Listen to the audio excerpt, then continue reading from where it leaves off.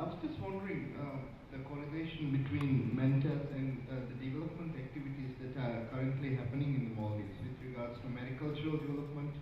Day by day, we are leasing out islands for maricultural activities that would be probably done in shallow lagoons and surrounding areas in an island. So would there be an effect? Is there a likely effect to the populations of manta rays if this maricultural boost comes into this country? That is one question. And the other would be, because of mariculture, there's a lot of waste that is being drained out into the oceans in terms of feed and also bypass throughout many of the products that we are culturing. So would that have an effect on the manta ray population or any other species that surrounds the areas? I think you have a really good comment. I really can't answer because we haven't had any kind of measurement or evaluation at this stage. But that is a really important point, and it really is something which needs to be evaluated. So that's what the course that students are on is really about. It's training to be able to do those kind of studies. So yes, absolutely, it needs to be evaluated, and we haven't got that kind of information at the moment, at least not that's easily accessible.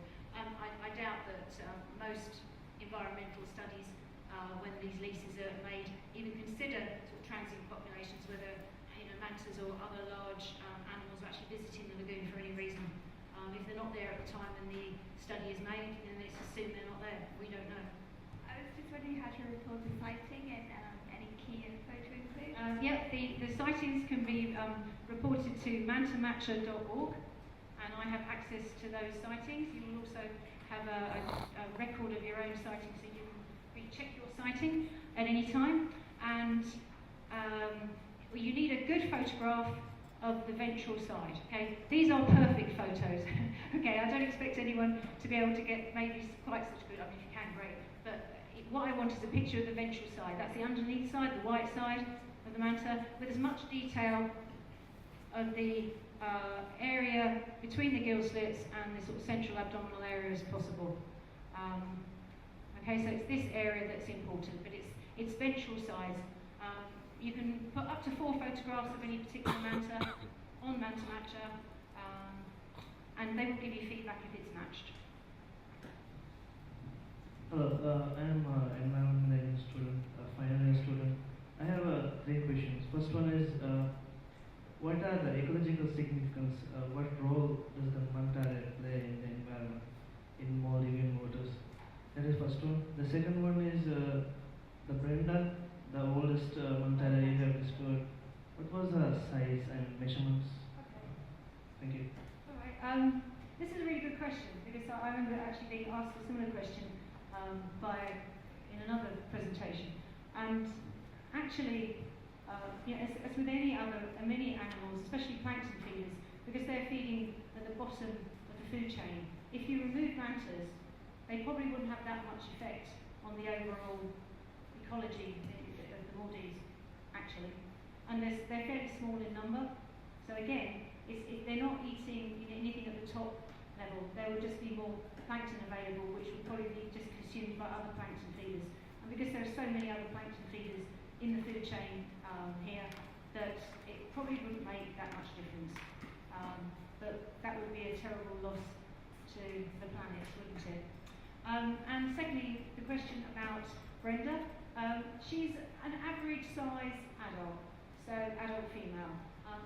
Females generally are larger than males, and Brenda is about 4 meters disc width, so that's wingtip to wingtip about 4 meters.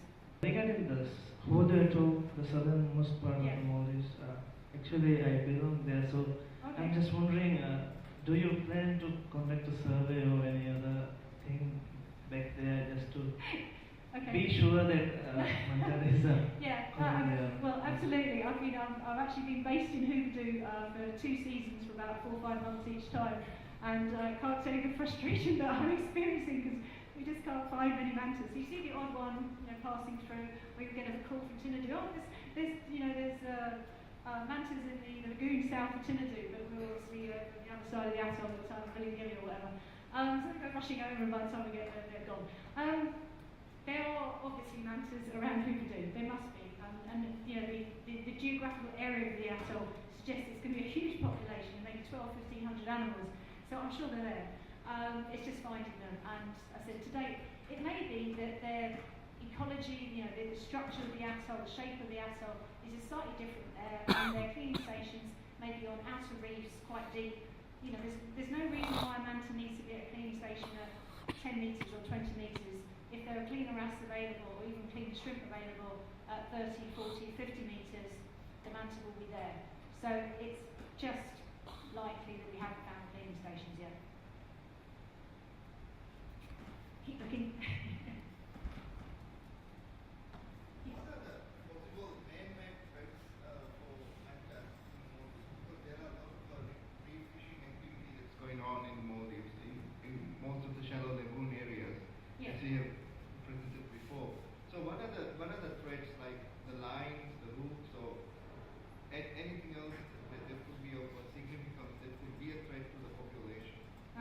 Absolutely. Fortunately, in the Maldives, mantas are not actively fished. They are very large animals, certainly an adult female can be 800 to 1,000 kilos, so looking at a ton of a fish. So they're very hard to remove, even if you are looking, you know, to harpoon them, to fish them. Okay, and so in the Maldives, they're not actively fished because we have fisheries aimed at other species, you know, commercial fishing, tuna in particular. But yes, fishing lines, ropes, etc., do commonly harm mantas. We've seen several entanglements over the years. Unfortunately, the mantas tend to panic when they're caught. If it's a fishing line, usually the fishing hook either gets embedded in their head or cephalic fins or body or whatever, and because of the sheer weight and strength of the animal, that it just rips the fishing line, and you know, the animal will swim around with a few metres of fishing line for a while. Eventually the hook falls off and the animal's okay. Occasionally we see animals with missing cephalic fins, head fins, the tip of the wing may be missing, and it's very likely that they've snagged and actually cut the wing or the tip of the fin tip off from a fishing line. And we often see rope wrap marks around the wings, where obviously the animals actually become very physically entangled and then really struggled and really abraded themselves trying to escape. The fact that we see not so many, you know, a number of them, they have got fishing hooks, they have got these rope abrasions. We don't often have reports of dead manta rays from man-created activity. So I'm assuming that the rate of death of mantas is actually very low from human-caused activity. But we don't know the other effects, the displacement from lagoons, where maybe development and building of water bungalows, you know, may disrupt the water flow into a lagoon. There's a report recently of one of the well-known cleaning stations where they've opened up a channel to allow water movement in the nearby lagoon where the water bungalows are, and it seems to have scared off the manta rays. There are definitely man-made effects on the environment, you know, because of the development from both villages, towns, agriculture, and resort development, which will have impacts, and these do need to be evaluated. One question, I may not have picked this up during the talk, but it's on the identification marks that Yeah. on there. So when you were developing these identifications, how long did you actually look to see if they were changing, to establish that the marks don't change that much? Okay. Yeah. It was very quick for me to appreciate that the marks were the same over a short period of time. But you have to keep photographs for a long period of time to actually establish that. So I guess that my assumption was that marks don't change to start with, because certainly from 1 week or 1 month and then 1 year to the next, they were the same. But now I have 12, 13 years worth of data, and I don't just look for the same marks. When I'm doing an identification, I look for similar sets of marks, and so when I'm evaluating photographs, I was looking for markings which might be similar.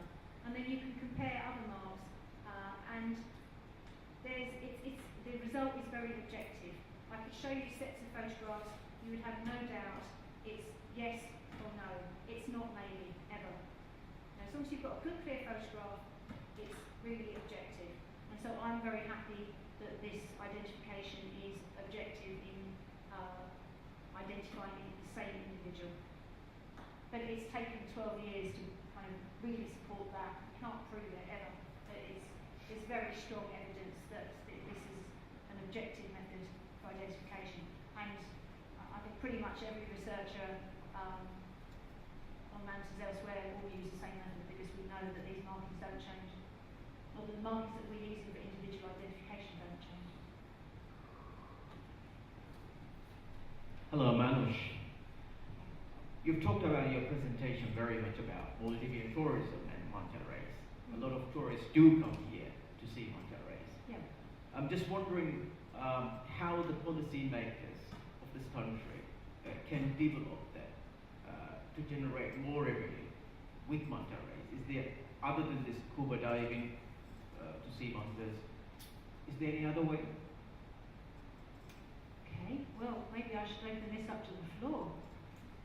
And what would you like to see? Because not all of you are scuba divers. So is there something that you would like, you think that the Maldives should be showing to the world, in a responsible tourism manner, that this is Maldives mantas? Now, it's also a question about what you might not want to see. Okay, so you can ask another question? Yeah. You've talked about man-made dangers to manta rays. I just want to know Maldives is on the spotlight about this global warming thing. So I'm just wondering what nature-made, if you like, difficulties these guys would face, or future or right now. Okay, it's interesting because I've kind of been here throughout the two sort of major natural catastrophes which affected the Maldives. Certainly the El Nino of '98, which was the big one which affected the Maldives, and that didn't seem to affect manta ray behaviour or it is interesting that the environments where the mantas visited, cleaner wrasse was still present and the cleaning activity occurred. I mean, there were probably some shallow cleaning stations where the reef was damaged and therefore the cleaner wrasse didn't have a home anymore, so that those cleaner wrasse either moved on or died, and then it took a while for it to regrow. But that is a potential problem from global warming, because obviously if the reef is the home of the cleaner wrasse, no cleaner wrasse, no cleaning station, no mantas visiting the reef.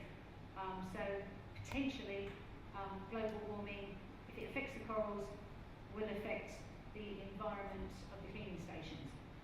The second natural catastrophe was the tsunami, which is hopefully a one-off event, but maybe the inundation which was caused at the time might be representative of storm surge effects and that kind of changes which also might be affected by global climate change. And again, didn't seem to affect the short-term ecology of manta rays in the Maldives. So I suppose the good news is we have little evidence to support that they would be very adversely affected and that they seem to cope. A cleaning station is a preferred cleaning station. There are other cleaning stations available. The animals probably just change their behaviour and visit a different cleaning station. Certainly after the El Nino, the mantas didn't really change their behaviour as far as where they went. And I said in North Mali I can think of at least 12 different cleaning stations on the east side alone which can be visited. So they'll just displace to a different cleaning station if one is adversely affected. And we're not talking about instant change with global climate change. We're looking at a gradual change, or certainly a medium term change, 30, 40 years. So that should be long enough for the animals to change their behaviours and find other suitable. Final question, if you allow. Yeah. You said about 10% of the world manta ray population is in the Maldives, apparently. Estimates. Yeah. So, is it these island nations, these manta rays are attracted to, or what? We have a, I mean, like archipelago. we have it's the actual shape of the reefs, right in the hot, the good zone for the right food to be available. It's widespread area of reef covering sort of 800 kilometres north to south. So the actual geographical area is quite high, and it's in the right zone. And because the way it sits in the monsoons that we have, it just creates a really good environment. So we're just kind of lucky that we have all the right boxes ticked as far as offering a very good environment for manta rays. I said we need to do more evaluation in other areas, but certainly we're not reporting the large concentrations that we have here. Maybe once a full evaluation has been done in Indonesia and through the sort of central Indonesian and Pacific interface area, that the population there may be much higher than first expected. But looking at offshore areas like Yap, maybe 120 mantas. We're looking at fairly small populations, localised, maybe a few hundred in some locations, and groups of islands like the Hawaii, maybe 1,000, a couple of thousand, but it's still quite small. So yes, we just have the Goldilocks effect here. Yeah, everything is right. I just want to ask you, throughout your whole period of surveys, have you noticed, has there been any noticeable decrease or increase in sightings throughout past 7, 8, 9, 10 years? And if so, why? Yeah. Well, this is a good question. Okay, being objective. What you see, what you survey is going to change from one day to the next, 1 year to the next, 5 years to the next. Things do change.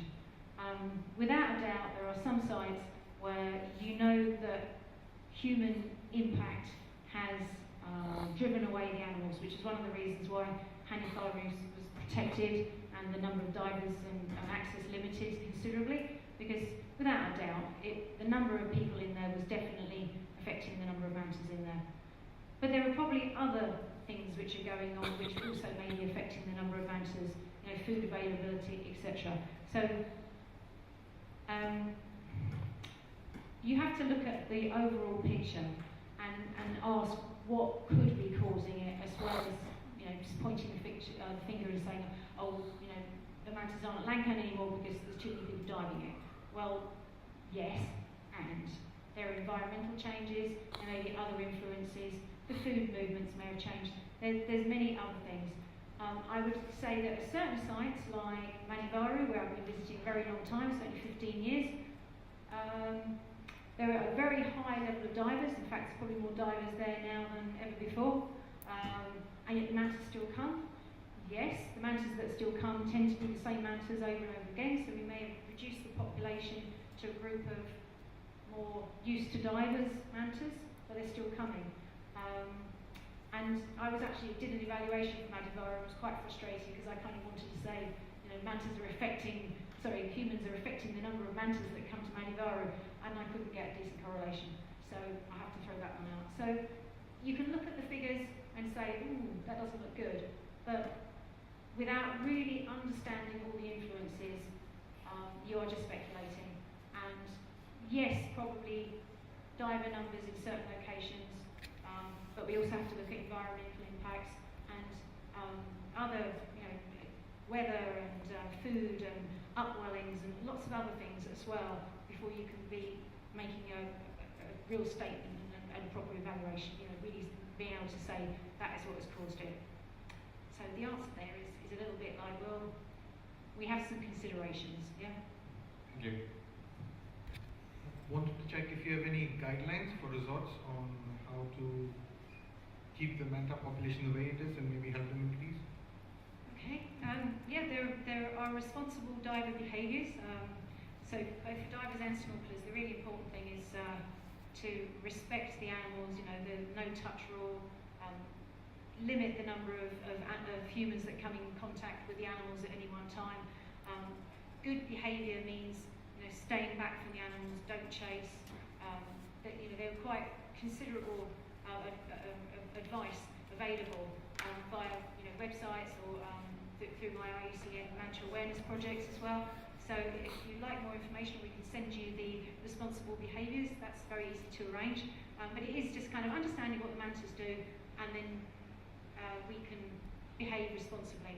And the good thing is actually most mantas seem to enjoy being with humans. We're not quite sure why, but they are very social animals with each other.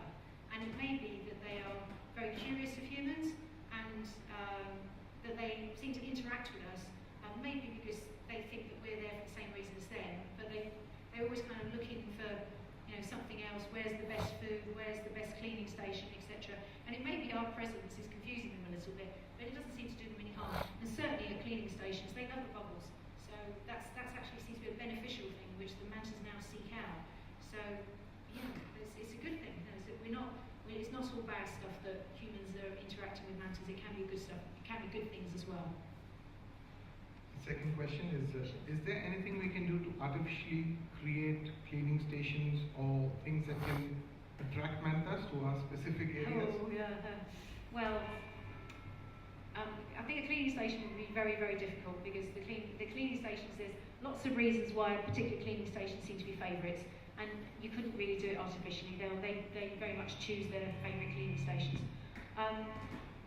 Depending on your locality, the lagoon feeding situation, but I have been asked to, we need to evaluate what the effects on lagoons and this night feeding behaviour is, because it may be affecting the bait fishing food chain, and we need to do a little bit of evaluation on lagoons before we maybe promote it, let's say, and do it in more locations, yeah? So, from your presentation, I've seen that there's been a tremendous amount of really incredible work done on research on mantas, and I was thinking, and still there's quite a huge amount of work to be done, even in terms of what's the actual population.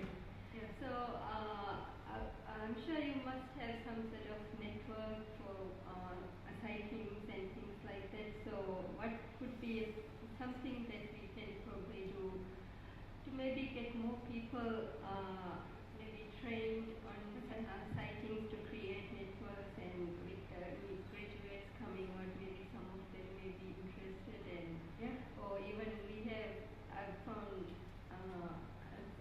that we have quite a lot of now youth are more interested in recreational, in interacting with trees. There's more recreational rather than our traditional ways of interacting. So the possibilities of a network, what are your thoughts, or have you been thinking about?